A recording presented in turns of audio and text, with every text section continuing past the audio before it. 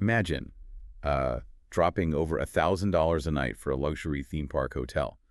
You wake up, you look out your window, and you realize that the people paying like a fraction of that price at a basic motel right across the street are actually physically closer to the front gates than you are. Right. I mean, it completely shatters the illusion of how a vacation is supposed to work. Yeah, you're paying this massive premium, but you're the one walking further. It's wild. It is wild. We are conditioned to believe that spending more money automatically equates to, more convenience. Totally. But in this specific environment, that logic is just fundamentally flawed. And that is exactly what we are tearing apart today. Welcome to the Deep Dive. We are cracking the code on a Disneyland vacation, specifically hunting for the hidden, affordable gems that most budget travelers completely miss. Because they're too busy following the standard tourist playbook. Exactly. The mission is to take what is notoriously an incredibly expensive, wildly exhausting trip and transform it into an affordable, highly efficient experience for you. To do this effectively, we can't just rely on promotional brochures or, official websites. We have to look at the people who have systematically stress-tested the resort's infrastructure. Right, and the stack of materials we have today is legendary. It really is. We are pulling from a massive list of 55 lesser-known operational tips from Trips with Tykes, Which is a gold mine. a total gold mine. We're also diving into a hardcore, spreadsheet-level budget breakdown from Simply Being Sabrina. She's a mother who saved over $1,000 taking her family of 6 to the park. $1,000 is no joke, especially for a family that size. For real, we've got a strategic, minute-by-minute morning guide from your fairy tale vacation, and we're drawing on a definitive analysis of the Anaheim hotel landscape from the Disney Tourist blog. When you aggregate the data from these 4 sources, a very clear matrix emerges. Yeah, you start to see how the resort operates geographically, economically, and, well, psychologically. And you realize that a lot of things are entirely counterintuitive. Definitely. We'll explore why buying a multi-day ticket could actually force you to overpay. Which sounds crazy, right? It sounds so wrong. We're also going to talk about why rushing to the most popular ride first thing in the morning is a massive trap. And we'll get into a little-known loophole called the Buddy Pass that lets you skip the line for free. The underlying goal here is value allocation. It isn't just about refusing to spend money, Right. It's about being smart with it. Exactly. It's about allocating your budget and your physical energy where it actually generates memories for you. Instead of just paying those hidden Disney taxes. Those subtle premiums built into the system that catch people off guard every single time. Okay, let's start right at the beginning. Long before you even pack a suitcase, the foundation of this entire trip rests on the math of booking your tickets. The very first step. Yeah. And the conventional wisdom, like the way we buy bulk items at the grocery store, is that if you buy more of something, the per unit price goes down. The whole Costco mentality. Exactly. A 3-day ticket should mathematically be cheaper per day than a 1-day ticket. In almost any other industry, yes, that is how it works. But not here. No, because Disney utilizes a tiered pricing structure for their 1-day tickets, which completely upends that traditional economic model. So they basically throw the rules out the window. Pretty much. They categorize every single day of the year into a tier based on historical data and projected demand. So a random Tuesday in September is priced very differently than, say, Christmas Day. Exactly. The lowest demand days are tier 0, and the highest peak holidays are tier 6. Okay, that makes sense. But here is where the math gets fascinating. If you purchase a multi-day ticket, let's say a 3-day pass, that ticket has a flat, locked-in price. Right. Disney calculates that price by averaging the cost of peak and non-peak days across the entire calendar year. Wait, hold on. If I buy a 3-day ticket, but I only plan to visit on a slow, tier 0, Tuesday, Wednesday, and Thursday, Yeah. am I basically subsidizing the people who visit on the most expensive days of the year? That is precisely what you are doing. Oh man, that hurts to hear. The multi-day bundle averages the cost. So if your vacation falls entirely on tier 0, tier 1, or tier 2 days, our sources point out that buying 3 individual 1-day tickets is actually cheaper than buying the official 3-day bundle. That is wild. The bundle actually forces you to overpay for the low tier days. It does. It is a massive hidden tax right out of the gate. So you have to literally check the daily calendar tiers before you blindly click the multi-day option. You have to do the math every single time. Wow. And this ties directly into another huge ticket strategy regarding when you actually make the purchase. Let's talk about October. October is the absolute danger zone for Disney budgets. Why October specifically? Because almost like clockwork, usually in early to mid-October, Disneyland implements its annual price hike. Ouch. Good to know. If you wake up and go directly to the official website the day after that news breaks, you are locked into the new higher premiums. But the sources reveal a loophole here, right, with third-party resellers. Yes. Trips with Tykes specifically points to verified agencies like Getaway Today. Okay, so how do they help you beat the price hike? These authorized partners possess a crucial temporal advantage. When Disney raises prices on their own platform, they grant their verified wholesale partners a 10-day grace period. A grace period. Yes. During this window, the resellers are legally permitted to continue selling their existing ticket inventory at the old rates. Oh, that is amazing. So when the blogs and news sites announce the price hike, you do not need to panic. You just go to the reseller. Right. You have roughly a week and a half to jump onto a site like Getaway Today and lock in the previous year's prices. And the sources note these agencies even offer layaway plans. Which is huge. So you can secure that old price for a trip you might not be taking for another 8 months and just spread out the financial hit. It acts as a massive financial shield for you. But there is a very dangerous flip side to promotional tickets that you have to navigate carefully. The end date danger. This one stressed me out reading it. It should. Disney frequently drops these highly localized deals to boost attendance. Like the sources cite a $50 per day kid ticket promotion ending on September 7th, 2026. Right. And a California resident deal ending on May 21st, 2026. Exactly. Now, on the surface, that sounds like a great time to visit because the tickets are cheap. Yeah, I'd want to go when it's cheap. The promotion itself is great, provided you visit in the middle of the eligibility window. The hidden danger lies in the final week before those promotions expire. Because of human nature. Precisely. Human nature dictates procrastination. You have tens of thousands of Southern California locals who suddenly realize their heavily discounted tickets are about to evaporate. So they all panic and flood the gates at the exact same time. A massive localized surge. I can just imagine the crowd. It's staggering. If you are an out-of-town traveler who paid full price for your vacation and you inadvertently book your trip during the expiration week of a local discount, you will be miserable. So you must research the expiration dates of local promotions before booking flights. Even if you do not qualify for those promotions yourself, you have to know when they end. It's like navigating a financial minefield, honestly. It really is. All this money you save on tickets, though, needs to be protected when you're actually inside the park paying for food and merchandise. And this is where Sabrina's spreadsheet really shines. Oh, Sabrina is a genius. She doesn't just swipe her debit card in the park. She essentially manufactures her own discount weeks before she arrives. Her strategy revolves around the Target Red Card. Right. When you use that specific card at Target, it automatically takes 5% off your total at the register. So Sabrina uses it to buy massive stacks of Disney gift cards. Yes.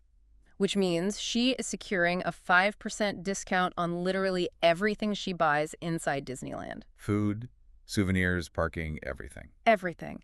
If you're spending $3,000 on a family trip, saving 5% just for changing the plastic you hand, the cashier at Target puts $150 back in your pocket. That's real money. And she also recommends checking Sam's Club or sites like Ray's for similar bulk discounts. She does.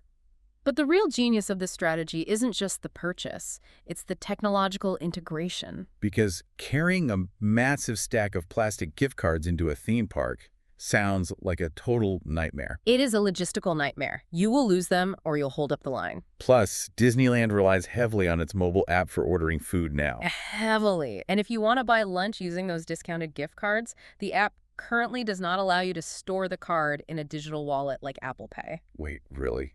You can't just save it? No. You are forced to manually type the 16-digit gift card number into your phone for every single transaction. Imagine standing in the blazing Anaheim sun, holding a tired kid, trying to order a hamburger, and you have to type in 16 digits without making a typo. You're going to get frustrated, you'll give up, and you'll just use your regular credit card. Completely abandoning that 5% discount you worked so hard to set up. The friction defeats the savings. To eliminate that friction, the strategy requires 2 steps. What's the first step? First, go to DisneyGiftCard.com before your trip and consolidate all those smaller balances onto a single card. Oh, smart. Put all the money in one place. Exactly. Second, type that 16-digit number into the Notes app on your smartphone. That is the secret weapon right there. It changes everything. When you go to order food on the Disney app, you just swipe over to your Notes app, double tap to copy the number, swipe back, and paste it. You bypass the physical cards entirely. It preserves your budget by making the discounted payment method the most convenient option. It's brilliant. And speaking of technological preparation, we need to address the wearable tech, the Magic Bands. Right, Magic Band Plus. It's the wristband that lights up, lets you scan into the park, and checks you into the lightning lanes. The crucial distinction here is understanding the software architecture in California versus Florida. Oh, because they're different. Very different. At Walt Disney World in Florida, once a Magic Band is assigned to a guest's profile, it is permanently locked. It cannot be shared or transferred. Ever. But the infrastructure at Disneyland is fundamentally different. They allow reassignment. Entirely. In the Disneyland app, you can freely unlink a Magic Band Plus and reassign it to a completely different person. This means you do not need to buy a brand new $35 to $50 band for everyone in your family. You can literally borrow them from a friend who visited California 3 months ago. That is a phenomenal piece of insight. But Trips with Tykes gives a very strict warning about setting these things up. Yes. Do not try to sync them at the front gates at 8 in the morning. Why do they break? These devices require significant firmware updates out of the box, and they need to be fully charged. Oh, like setting up a new phone. Exactly. If you try to update a Magic Band on a congested cell network while standing in line for security, you will waste your first hour in the park. So you must set them up in your hotel room the night before using Wi-Fi. Save yourself the headache. But what if someone doesn't want to deal with Magic Bands at all? You can use your phone for everything, right? Yeah. Including getting your pictures taken by the park photographers. You can, but again, we run into the issue of friction. Friction is the enemy of a good vacation. It really is. Disney stations, professional photographers around the park, they call it PhotoPass. When they take your picture, they need to scan a QR code from your app to link the photo to your account. And if you don't have a band to scan, you have to dig your phone out, open the app, wait for it to load on a crowded cell tower, navigate through 3 different menus, and finally find the QR code. All while the line of families behind you is glaring at you. The pressure. The solution is remarkably simple, though. Pull up that QR code in your hotel room while you have Wi-Fi. Take a screenshot of it. Oh, I see where this is going. Then set that screenshot as the lock screen wallpaper on your smartphone for the day. You walk up to the photographer, tap your screen to wake it up, they scan your lock screen, and you walk away. It takes 2 seconds. Every second of friction you remove preserves your energy and your time. And time is heavily dictated by the physical geography of your trip, which brings us to the moment you actually arrive in Southern California. This is a huge paradigm shift. Let's talk about the geography of savings. This completely shifted my perspective, starting with the airport. The default choice for almost anyone booking a flight to the Los Angeles area is LAX. LAX is an international behemoth, which makes it a logistical nightmare for a Disneyland trip. Just huge and confusing. The sheer size of the airport, combined with its geographical distance from Anaheim and the notorious Los Angeles traffic, means your commute to the hotel will be long, exhausting, and expensive. The experts aggressively advise routing your flights through SNA, John Wayne Airport in Orange County, or LGB Long Beach Airport. They are vastly smaller, infinitely easier to navigate, and geographically much closer to the resort district. So once you land, the transportation calculus has also evolved. The traditional shuttle vans are largely obsolete for budget travelers, right? Yeah, they just aren't cost-effective anymore. The math strongly favors rideshare apps like Uber or Lyft. But with a specific caveat for your return trip to the airport at the end of the vacation. Right. You have to pre-book it. Why? Doesn't that lock you into a rigid schedule? It does, but it secures reliability. If you have a 6 a.m. flight out of Orange County, relying on a random Uber to be circling Anaheim at 4 a.m. is a massive gamble. Yeah, you might just miss your flight. Exactly. The sources highlight that Lyft offers a pickup guarantee for pre-scheduled rides, locking in your price and ensuring a driver is there. Okay, so we've navigated the airport, we're in our rideshare, and now we arrive at the single biggest financial decision of the entire vacation. The hotel dilemma. On-site versus off-site. This is where the Disney Tourist blog analysis provides a staggering reality check regarding the price chasm. A chasm is the perfect word. If you want to stay on-site at an official Disney property, like the Disneyland Hotel, Pixar Place, or the Grand Californian, you're starting at a minimum of $400 a night. And that's if you're lucky. If you want a standard room at the Grand Californian, you are routinely eclipsing $1,000 a night. Now contrast that with the off-site, third-party hotels located immediately across the street on Harbor Boulevard. You can secure well-reviewed, comfortable accommodations for around $150 a night. The immediate assumption, especially for anyone who has visited Walt Disney World in Florida, is that off-site means you're miles away, stranded on a highway, having to take a 20-minute bus ride just to get to the parks. And that is the grand geographical irony of Anaheim. It's so weird. The Disneyland Resort is embedded directly into a dense urban grid. The Harbor Boulevard motels sit directly across the street from the pedestrian crosswalk that leads into the Esplanade. That giant brick plaza that physically separates the entrances of Disneyland and California Adventure. Exactly. Walk me through the actual physical steps. If I'm staying at a $150 motel on Harbor Boulevard versus the $1,000 a night Disneyland hotel who gets to the front gates faster. The person at the $150 motel, Mind-blowing. from Harbor Boulevard, you wait for the crosswalk light, you cross the street, you walk through the security tents, and you are standing in the Esplanade in about 5 to 7 minutes. And the on-site guest. If you are staying at the official Disneyland hotel, you have to walk past the hotel towers, navigate the entire length of the downtown Disney outdoor shopping district, dodge the crowds there, and eventually arrive at that same Esplanade. It easily takes twice as long. At least twice as long. You are paying an $800 per night premium to walk further. It defies all logic. And the economic punishment of the on-site hotels gets even worse when you factor in breakfast. Let's look at Sabrina's breakdown again. Sabrina's budget leaves absolutely no room for sentimentality. None at all. She notes that the official Disney hotels do not offer complimentary breakfast. Which feels crazy for the price. It does. If you take a family of 6 down to an on-site character buffet, or even just buy standard bacon and eggs inside the theme park, you are obliterating your daily budget before 9 a.m. She calculated that feeding her family breakfast inside the park would cost roughly $90 a day. Oh. Over a 3-day trip, that's $270 just evaporated. Her solution is to use booking platforms to strictly filter off-site hotel searches for one specific amenity: free hot breakfast. You roll out of bed, take the elevator to the lobby, the kids eat their weight in complimentary waffles and eggs, you snag a couple of apples for your backpack, and you've instantly retained $270. Plus, she points out that platforms like Getaway Today run promotions where you get the 4th or 5th night free at off-site places like the Westin Anaheim. And Disney simply does not offer those kinds of aggressive financial incentives. Now, in the interest of objectivity, we must acknowledge what you do receive if you choose to pay that $1,000 a night premium. Right. It isn't a complete void of perks. There has to be a reason people pay it. The primary tactical advantage is early entry.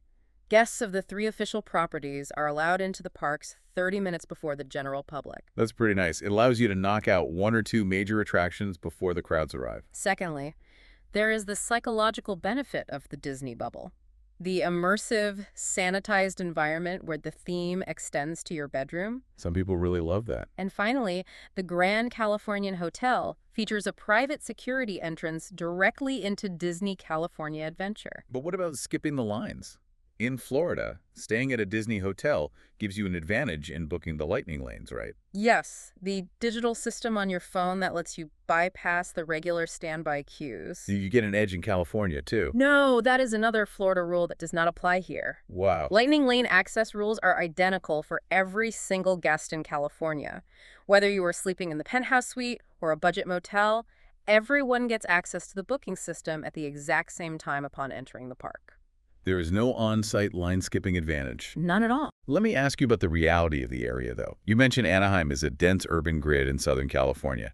If I'm walking my kids down Harbor Boulevard at midnight after the fireworks, am I going to feel safe, or am I going to deeply regret not paying for the Disney bubble? It is a totally valid concern.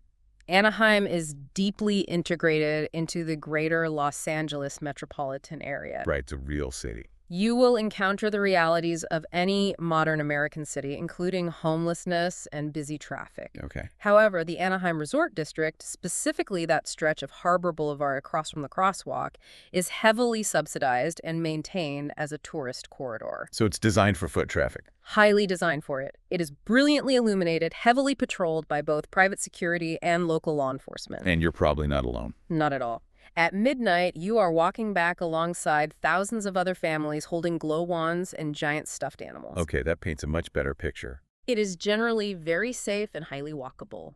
The slight intrusion of the real world rarely justifies the massive premium of the Disney bubble for a budget-focused traveler. So we've slept well in our affordable off-site room, we've filled up on free waffles, and we are walking across the street to the gates. This brings us to the most critical hour of the day. Mastering the morning. Yes, we have to talk about the science of rope drop. Rope drop refers to the precise moment the park officially opens, and the cast members literally drop the physical ropes that hold the crowds back at the end of Main Street. How you spend this first hour dictates the flow of your entire day. It is the most important hour. And according to your fairy tale vacation, almost everyone immediately squanders this golden hour by falling into the Rise of the Resistance trap. It is the most common tactical error for returning visitors. Star Wars. Rise of the Resistance is arguably the most immersive, technologically advanced attraction in the park. Naturally, the psychological instinct for thousands of people when that rope drops is to sprint directly toward it. But the experts say you should absolutely not do this. Why? It's a combination of geography and technology. Break that down for me. First, the Star Wars area, Galaxy's Edge, is located deep in the back left corner of the park. You burn valuable minutes just physically walking there. Okay, that makes sense. Second, you are moving with a massive herd, meaning a 60-minute line forms instantaneously the moment you arrive. But the third reason is the real killer, right? Yes. It is a highly complex, trackless dark ride relying on thousands of sensors. Complex rides are notoriously prone to morning breakdowns as the systems boot up and sync. Oh, no. If you sprint all the way to the back of the park, wait in line for 20 minutes, and then hear an announcement that the ride is experiencing technical difficulties, you are trapped. You've wasted the 1 hour of the day when every other ride in the park has a 5-minute wait. Exactly. Unless it is a once-in-a-lifetime trip and you refuse to pay for the individual skip-the-line pass for that specific ride, the experts strongly advise skipping it at rope drop. Let the masses absorb that friction. So while everyone else is stampeding to Star Wars, what should the savvy traveler do? You execute the Fantasyland Power Hour. I love how aggressive that sounds. Fantasyland Power Hour. Fantasyland is right behind the castle in the center of the park. It is the highest density of classic attractions in the entire resort. Rides like Peter Pan's Flight, Alice in Wonderland, Mr. Toad's Wild Ride. Pinocchio's Daring Journey and Snow White's Enchanted Wish. But those rides get massive lines later in the day, right? They do because they are slow-loading and incredibly popular with families. Right. By 11 a.m., Fantasyland is a choked sea of strollers and hour-long waits. But at 8 a.m., it is practically empty. And because the physical footprint of these rides is so tight, like their entrances are mere yards away from each other, you can literally bounce from one to the next. The guide says you can knock out all 5 of those iconic rides in under an hour. By 9 a.m., you have accomplished what will take other families half the day to achieve. It's all about maximizing ride volume when the friction is lowest. Now, if your group consists of teenagers who have no interest in Mr. Toad, you pivot the strategy. Where do the thrill seekers go? You target Space Mountain in Tomorrowland or the Indiana Jones adventure in Adventureland. Because they get busy too. Both build massive, agonizing queues later in the day, but at rope drop, you can often walk right onto the loading platform. What if you're a returning visitor who just wants a relaxed morning? Target the character interactions or the photography. Mickey's house in Toontown develops a massive line by midday. At rope drop, you can walk right in to meet him. Or get those perfect pictures. Alternatively, use the beautiful golden hour morning light to take professional-looking photos in front of Sleeping Beauty Castle before thousands of strangers fill the background. Knowing what to do is half the battle. Knowing what to avoid is the rest. What rides should you absolutely not run to at rope drop? Never waste the golden hour on high-capacity, fast-loading attractions. Like which ones? Do not rope drop the Haunted Mansion, It's a Small World, or the Enchanted Tiki Room. Their lines move quickly all day long. You also shouldn't rope drop Mickey and Minnie's Runaway Railway, right? Correct, as it's much better suited for a Lightning Lane reservation later in the afternoon. So you've conquered Fantasyland. But by 11 a.m., the reality of the theme park sets in. It always does. The California sun is beating down, the walkways are choked with crowds, and your feet are starting to ache. This brings us to navigating the chaos. The logistical shortcuts and secret lines that let you glide through the park while everyone else is suffocating. A theme park operates like a small city. If you follow the main arteries with the herd, you will experience the traffic jams of the herd. You have to utilize operational loopholes, starting with physical shortcuts. Here is a mind-blowing one from Trips with Tykes. The Toy Story lot hack. This is a lifesaver. Let's say you booked an affordable hotel on Harbor Boulevard, but it's not right at the crosswalk. It's a mile down the road. At the end of a 14-hour park day, a 1-mile walk feels like a marathon. The default assumption is that you need to spend money on an Uber to get back. But you don't. You don't. Disney operates a massive fleet of free shuttle buses from the Esplanade to their Toy Story parking lot, which happens to be located far down Harbor Boulevard. But don't you have to prove you parked a car there to get on the bus? No, Disney does not check parking receipts at the bus loading zone. Anyone can board those shuttles. That's incredible. You simply hop on the free bus, ride it down Harbor Boulevard, disembark at the parking lot, walk out to the sidewalk, and you are immediately adjacent to the further out hotels. You just saved your feet and eliminated a rideshare fee. What about navigating inside the actual resort? Remember that Grand Californian private entrance we discussed? Yeah, the one for on-site guests. While only on-site guests are permitted to use it to enter the park in the morning, the secret loophole is that anyone can use it to exit Disney California Adventure throughout the day. So if your off-site hotel is located on the west side of the resort near Catella Avenue, you don't have to walk all the way out the main front gates and all the way around the perimeter. You just slip out through the luxury hotel lobby, soak up their air conditioning, and shave a massive chunk of time off your walk. Precisely. Although the sources do note that another formerly popular shortcut, the Pixar Place exit near Goofy's Sky School, closed permanently in January 2026. Yes, so you must rely on the Grand Californian route. There is also a major bottleneck inside California Adventure near the wine country Trattoria. It gets insanely crowded during the food festivals. The hack to bypass that is the Cars Land back exit. How do you find that? Most guests enter and exit Cars Land through the main drag, Route 66. But if you walk past Flo's V8 Cafe and take a hard left, there's a serene, beautiful pathway that dumps you directly into San Francisco Square. It completely bypasses the massive crowds on the main pathway. It's so much more peaceful. Let's talk about lines, starting with the very first one you face every morning, security. The psychological analysis in Trips with Tykes regarding security lines is fascinating. People act like lemmings. They really do. When they approach the security checkpoint, they naturally gravitate toward the line geographically closest to them. So the middle lines get huge and the edges stay empty. Exactly. Actively walk to the furthest ends of the security tents.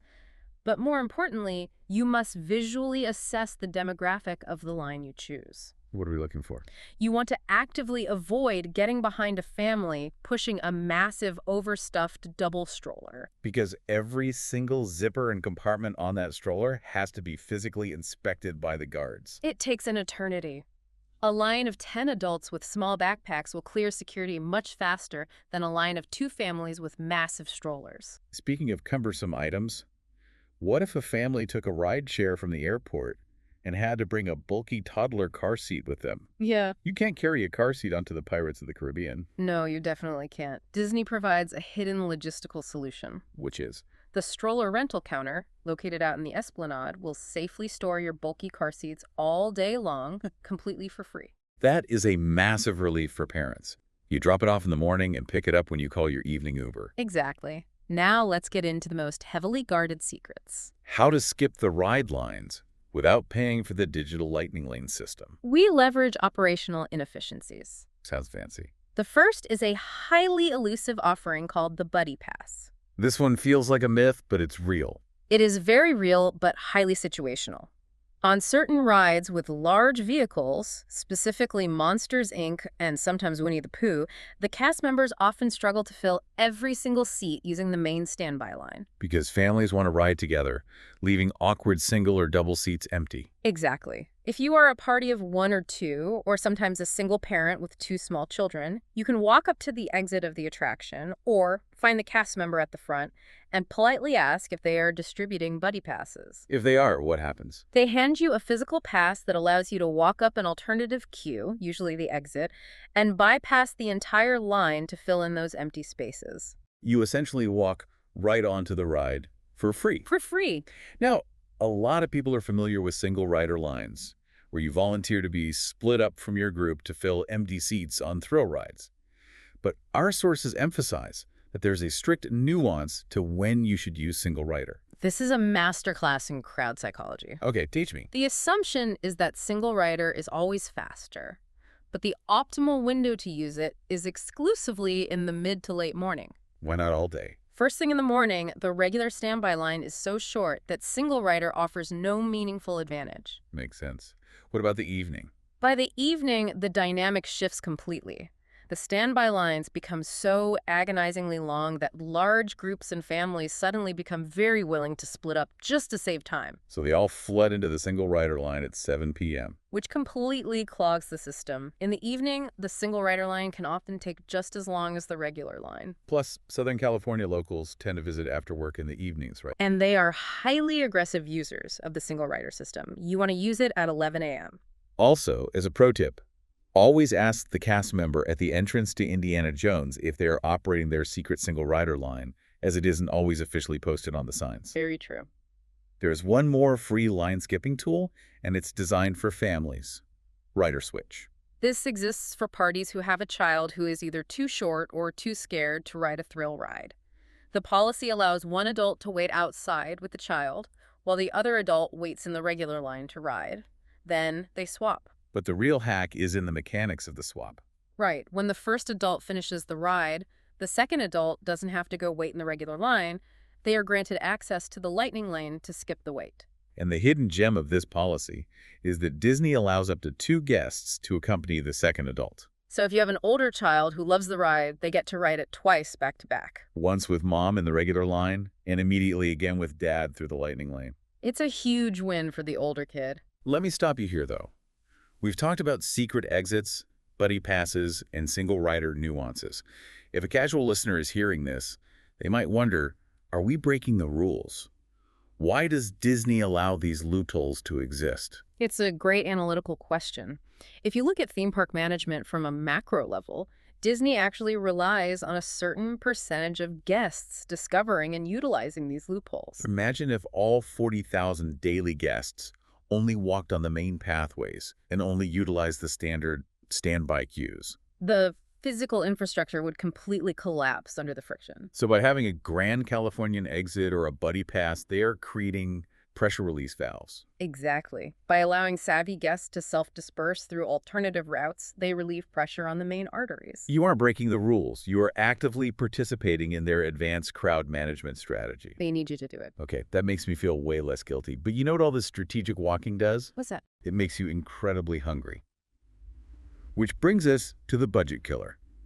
Feeding the family without paying the Disney tax. Food is where vacation budgets go to die. It really is. You're a captive audience inside the gates, and the pricing strategy reflects that reality. We have to bring Sabrina back in here. Her food strategy is absolutely ruthless. To give you the raw numbers, for a family of 6 over 3 full days, she spent a total of $618 on food, souvenirs, and parking. And her spreadsheet calculated that if she had done things the normal way, buying 3 meals a day in the park and paying retail for merchandise, that same trip would have cost her $1,650. She retained over $1,000 purely through logistics. Let's break down how she did it. And oddly enough, the food strategy starts with souvenirs. It does, because merchandise eats directly into the daily capital you need for food. Her hack is psychological preemptive strikes. I love that phrase, psychological preemptive strike. Weeks before the trip, she goes to Target or Amazon and spends about $50 on cheap Mickey ears, glow sticks, and bubble wands. A bubble wand inside the park is easily $30. Right. She buys them for a fraction of that, hides them in her luggage, and secretly packs them into the bottom of the stroller each morning. Throughout the day, when the inevitable moment arrives where the kids start begging for a toy, she reaches into the stroller, pulls out a pre-bought bubble wand, and hands it to them. It's incredible. You're manufacturing Disney magic out of a Target plastic bag. The kids are completely mesmerized. They think it just came from the park, and you just saved hundreds of dollars that can now be spent on actual food. It is brilliant psychological management. Now, let's talk about the most insidious hidden tax: hydration. A bottle of soda or water at a cart is what, $5? Easily. Sabrina ran the math. A $5 drink multiplied by 6 people, multiplied by 3 meals a day, that is $90 a day just to stay hydrated. Over 3 days, nearly $300 evaporated on liquids alone. So the hack is to never, ever buy a beverage. Never. You bring refillable water bottles. What many guests do not realize is that Disney legally provides free cups of ice water at any quick-service restaurant location. You don't have to buy anything. You just walk up to the counter and ask for ice water. But kids notoriously hate drinking plain water on vacation. Which is why Sabrina packs flavor packets, Crystal Light, Gatorade powder, liquid water enhancers. You get the free ice water, mix in the powder, and you have an instant sugary beverage for $0. It's a perfect workaround. Okay, what about the actual food? Her rule is strict. You bring a soft cooler, you pack sandwiches, granola bars, fruit, and easily transportable snacks. You eat lunch from the cooler while sitting on a bench enjoying the atmosphere. The family is only permitted to purchase one actual meal inside the park per day and one special treat, like a churro or a Dole Whip. You still get the emotional magic of a Disney meal, but you aren't paying $20 a head for the basic utility of just staying alive at lunch. But what if a family insists on doing a character meal? Those are famously exorbitant. If a character meal is non-negotiable, the sources point to the Plaza in Breakfast inside Disneyland. Analytically, it is the cheapest character dining experience on the property. But tying this back to our morning strategy, you do not book it at 8 a.m. Absolutely not. You book your Plaza in Breakfast for 9:30 or 10 a.m. Why that timing? This timing is critical. It allows you to execute the Fantasyland Power Hour at Rope Drop, get all your major rides done while the park is empty, work up a massive appetite, and then sit down for an all-you-can-eat brunch just as the park is starting to get uncomfortably crowded. It's perfect synergy. Now, the sources also issue a warning about seasonal upcharges at places like Goofy's Kitchen or Storyteller's Cafe. What is that about? Disney has realized they can command a significant premium simply by changing the outfits the characters wear. Wait, just changing their clothes? Yes. During Halloween or the Christmas season, they put the characters in seasonal costumes and dramatically hike the price of the buffet. If your toddler just wants to hug Goofy, and they don't care if he's wearing a standard apron or a vampire cape, you are paying a massive seasonal tax for a costume change. It's completely unnecessary if you're on a budget. Here's a quick service food hack that I love. If I'm at Galactic Grill or somewhere you order at a counter, I don't actually have to order a massive $18 adult burger, right? Correct. At quick service locations, there is no age restriction enforced on kids' meals. Adults are fully permitted to order them. They are significantly cheaper. They include a side and a drink. And realistically, the portion sizes are often perfectly adequate for a light lunch in the heat. Let's talk about the tech side of food. Mobile ordering. We already discussed the brilliant Notes app gift card hack, but there are logistical hacks too. What if I order food for a 12 p.m. pickup window, but I get stuck on the Pirates of the Caribbean ride? You don't panic and you don't lose your money. The Disneyland app allows you to modify your 15-minute pickup window dynamically. If you are stuck on a ride, you just open the app and push the window back. And when I am finally ready for my food, how do I avoid waiting? This is a great micro-efficiency tip. The app requires you to tap a button that says, "I'm here, prepare my order," before the kitchen actually begins assembling your tray. Most guests wait until they are physically standing inside the restaurant doors to tap that button, and then they stand around waiting for 10 minutes. So the hack is to tap it while you are still walking there. Exactly. Tap "I'm here" when you are 5 minutes away from the restaurant. By the time you navigate the crowds and walk through the doors, your tray is already waiting for you on the counter. Beautiful. So we have survived the heat of the day, we are fed, we are caffeinated on free Crystal Light, and the sun is starting to set. Let's move into the final phase of the day. Next level hacks. The park is open late, and there is still money and time to be maximized. Let's start with some advanced secrets for the Lightning Lane digital system. For those who do choose to purchase the Lightning Lane Pass, maximizing its mathematical value is essential. The system rules state, you are allowed to book a new ride, either when you physically tap into your current ride or when exactly 2 hours have passed since you made the booking, whichever comes first. And when you are distracted by a parade, or a screaming toddler, or just the sensory overload of the park, it is incredibly easy to forget that 2-hour timer. Which is why the experts recommend setting a physical alarm on your smartphone the exact second you book a Lightning Lane. Do not rely on your internal clock. Let the technology manage your timeline so you never miss a booking window. And what if I'm running late? If my window to ride Space Mountain is 2 p.m. to 3 p.m., and it's 3:05 p.m., am I locked out? Did I lose my reservation? What's fascinating here is how the software at the tap points is programmed. There is an unpublicized grace period hard-coded into the scanners. Wait, a grace period? You can tap in up to 5 minutes before your window officially starts and up to 15 minutes after it ends, and the light will automatically turn green. You don't even have to ask a cast member for permission. The machine just accepts it. That is a huge stress reliever. Now, what if a ride I desperately want to go on says it is completely sold out of lightning lanes for the day? The app just says, not currently offered. You play the drop times.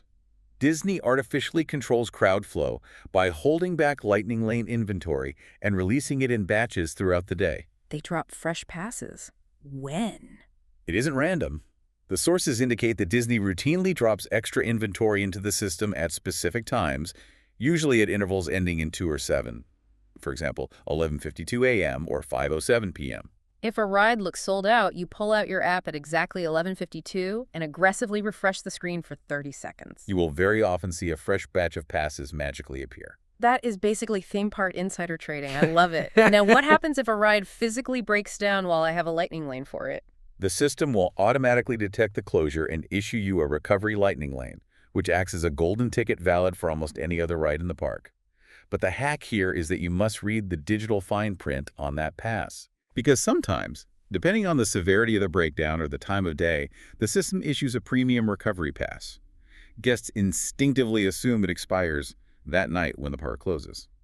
But if you read the fine print in the app, you might discover the pass is actually valid for multiple days, or that it is valid on top-tier blackout rides like Radiator Springs Racers that usually require an extra fee. Never assume. Always read the fine print. Okay, let's talk about keeping our phones alive, because doing all this app refreshing, mobile ordering, and PhotoPass scanning drains your battery fast. A day at Disneyland heavily relies on your smartphone. Your battery will likely be dead by 2 p.m.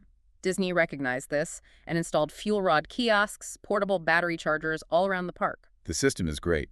Once you buy fuel rod, you can swap a dead one for a fully charged one at any kiosk for free. Sounds incredibly convenient.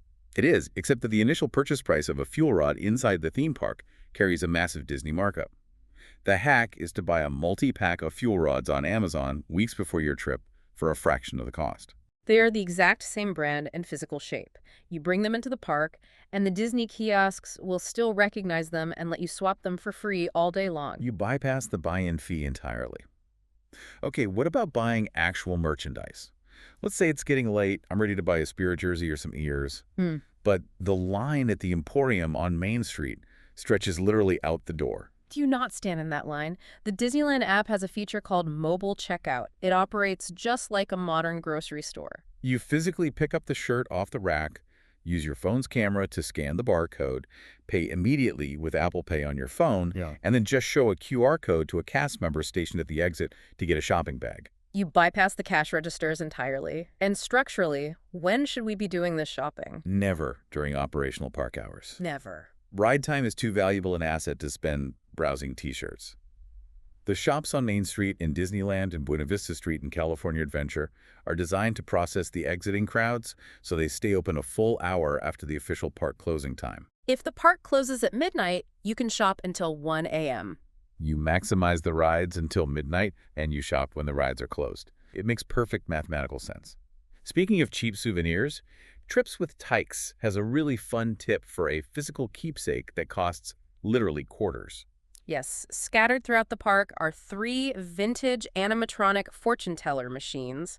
There is Esmeralda in the Penny Arcade on Main Street, Fortune Red near the exit of Pirates of the Caribbean, and Shrunken Ned over in Adventureland near Bengal Barbecue. Like the Zoltar machine from the movie Big. Exactly like that. You drop in 25 to 50 cents, the animatronic does a little routine, and it dispenses a unique printed fortune card. It is a fantastic, highly thematic, physical piece of Disney history that costs next to nothing compared to a $40 t-shirt. I love that. Okay, it is now 11:30 p.m. We are exhausted, our feet are screaming, but we want one last ride to get our money's worth. What are the nighttime operational strategies? We invoke the 1-minute rule. Which is? If the park officially closes at midnight, you can step into a ride queue at 11:59 p.m., and they are operationally obligated to let you ride. Even if the line is an hour long, as long as your physical body crosses the entrance threshold before the clock strikes 12, you are in. But if I look at the app at 11:50 p.m. and it says the wait for Space Mountain is 65 minutes, I'm not going to get in line. And that is exactly what they want you to do. The experts warn that wait times near park close are often artificially inflated by the cast members operating the attraction. Wait, they actively lie on the signs. It's an aggressive crowd control mechanism. Think about it from the perspective of the staff. They want to go home. If they post an accurate 15-minute wait at 11:45 p.m., 1,000 people will rush the line, and the staff won't get to leave until 1 a.m. If they post a 65-minute wait, most guests sigh, give up, and walk to the exit. As a savvy guest, you can call their bluff. Trust your eyes, not the digital sign. If the line physically looks short, get in it. Call the bluff. What about Pirates of the Caribbean at night? It's a classic way to end the evening. There is a specific architectural tip for pirates. As you enter the building, the queue splits into a left side and a right side. If the lines look roughly equal in length from the door, always choose the right side. Why?